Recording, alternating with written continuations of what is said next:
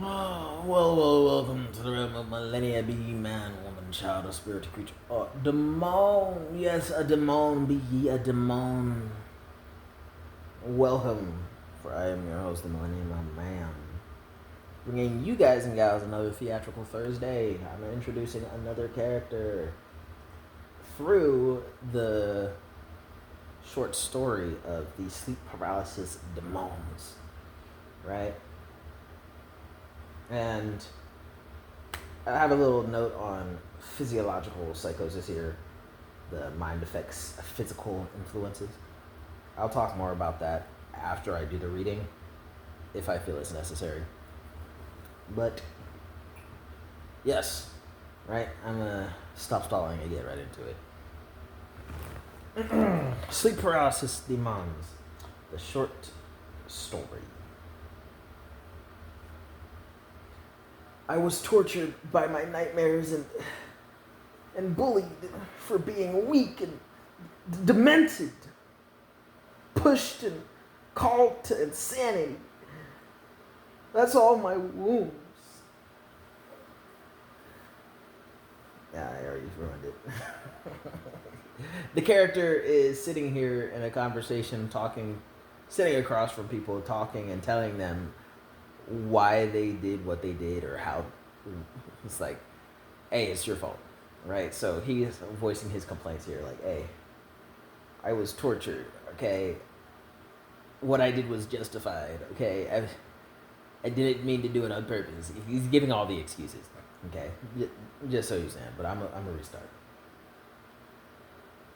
I was tortured by my nightmares and bullied for being weak and demented, pushed and called to insanity. That all my wounds scabbing over were self-inflicted. When it hit me like a bull to the broadside of a barn in the middle of a lecture. in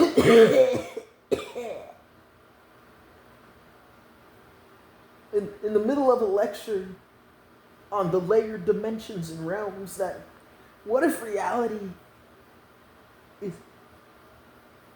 what if it really is me? What if my paralysis visions was just my body being overloaded by the information spike of my spirit, my soul, my very essence, unintentionally shifting to another dimension? Right? So many have already existed.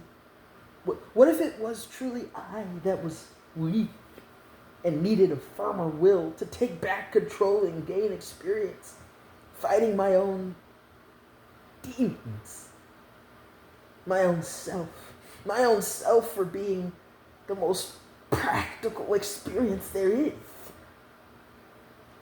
What if my different appearance merely displays how different our dimensions really are? What? Take your time. What would it be like for me to be there in those dimensions, able to live a fresh new life of me? How could I stay there permanently? If there was a cost and I discovered it, would I even share it with them? Would I share it with even me? Of course, those ungrateful demons wouldn't. That's why they terrorize and try to kill me on sight every night. I bought a spiritual weapon for all I'm worth. I taped it to me so I could take it to me while I slept. And I killed them. Congratulations. No, I'm sorry. Blaming, congratulations. You discovered the dimensional convergence.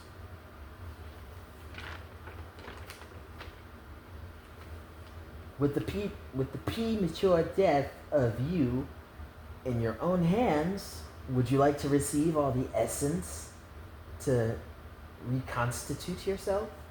in your native dimension, or amplify the essence and perfect your bloodline, your perfected talent potential, or composition equally? Or would you like to equally perfect and constitute across all your living dimensions? I was naive and strengthened us all. My attributes nearly tripled. I was so weak and useless before. And the same night, another one came after me and nearly gutted me without a word. And I remembered right then that the ignorance mentioned how most death research findings show that across the myriad, how many humanoid races with their strength and their new burgeoning powers corrupted them because they sought more. That the findings showed that most would commit corrupt and evil wrongdoings amongst themselves and even to their own for the sake of the more, that greedy more of humanity. And I realized right then I was one of them too, because I wouldn't hesitate to kill myself to protect myself from suffering.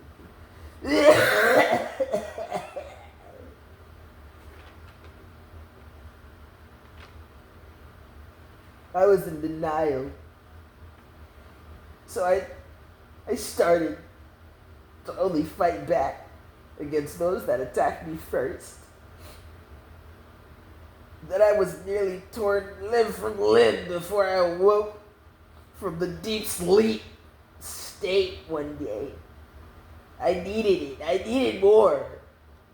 So I began targeting even the old decrepit versions of myself that stayed laying in bed, unable to live or die on my own.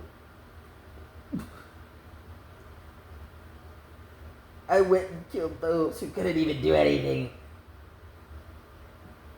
other than dream. Began hoarding power whilst fighting myself nightly to stand still or death. And I realized I wasn't the only me to come to this idea of strength before. And some of the truly evil doubles have done so too. They've no bottom like the rest, and the option for the survival of the rest of us is truly to kill or be killed with the intention of a greater prejudice.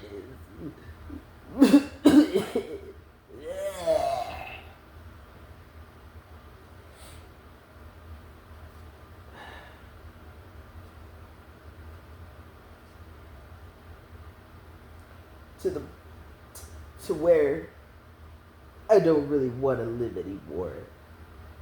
I don't want to fight. But I'm scared. I'm scared of what happens if I die into one of those heinous ones' hands. What will they do when able to freely move amongst the dimensions to the rest of you? So I murder myself every day, every single night. After night, every night I die at my own hands daily for this, just to strengthen myself. To strengthen myself against myself. Inducing insomnia symptoms I simply can't escape.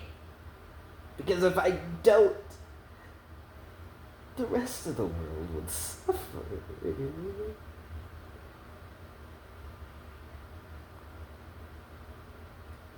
And right there, that's where we cut off, right? And you realize, guy here is actually in some sort of interrogation room, right? This guy is talking and he's at a table with the very stereotypical light in his face so you don't see the rest of the room. He's in an interrogation room explaining himself. And the cop's in here like, hey, yeah. The cop says, hey, he's all yours, doctor. And the fellow cop says, I can't believe he'd kill his own twin brother and fabricate such a disgustingly twisted thriller story like that. Yeah. Should have gone into cinema or something with that tail as tall, with a tail as tall as that one, am I right? Well, I'm gonna be reviewing the footage from his stay in the asylum, but the doctor has noticed remarkable great improvements since he's had those doses of elephant tranquilizer. Okay. Oh, I'm sorry. He didn't get actual elephant tranquilizer? He's just had elephant level dosages of mood stabilizers. That is same difference. Tomato, man. He still genuinely believes the story though, despite all the mood stabilizers and stuff, and that's the real pity for his pleas of insanity. That's why he's able to get out. Okay. Yeah, he genuinely believes the story he's been pitching us, but since he's on the prescribed drugs, he'll never be able to muster up the strength to hurt others the same again, let alone if he runs out or stops. Oh yeah, it doesn't matter, because as long as he actually genuinely believes this story, he's already killed his last known relative that looks anything like him. His twin brother, same blood, identical twin. Hey man, he's the last one.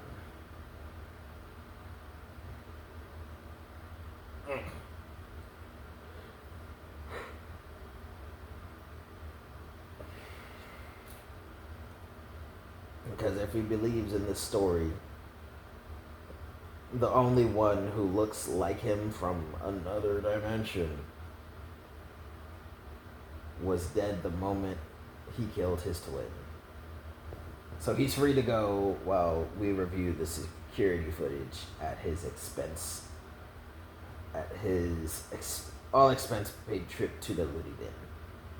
Right? And that's all to say that this main character here is being set free after giving his confessional to the police station, who are going to just be reviewing the footage of his stay in Arkham Asylum in the Looney Bin. It's like, yeah, he's free to walk while we look at the footage of his stay in the Looney Bin, because if he genuinely believes the story and the doctor is to believe that he's on heavy medication both in and outside the prison, then the world will be just fine, because he hurt the only person. Because his whole story and narrative is that, oh, I have to save the whole world from myself and anyone who looks like me, because they're all different versions of me from other dimensions trying to hurt me to take over the whole world. Because if I was them, I would do the exact same thing, and it's a human greed thing to want to be able to take over everything, right? It's a total aspect of human greed, and I understand them and they understand me, and I'm just perpetually hurting myself, and I never liked it. I never enjoyed it, but it's a fact of reality. I gotta do it, otherwise I'm not gonna be strong enough to fight the versions of me who have no scruples. Right. And that'll be part one. Here we are, cutting off into part two. I'm gonna read part of it.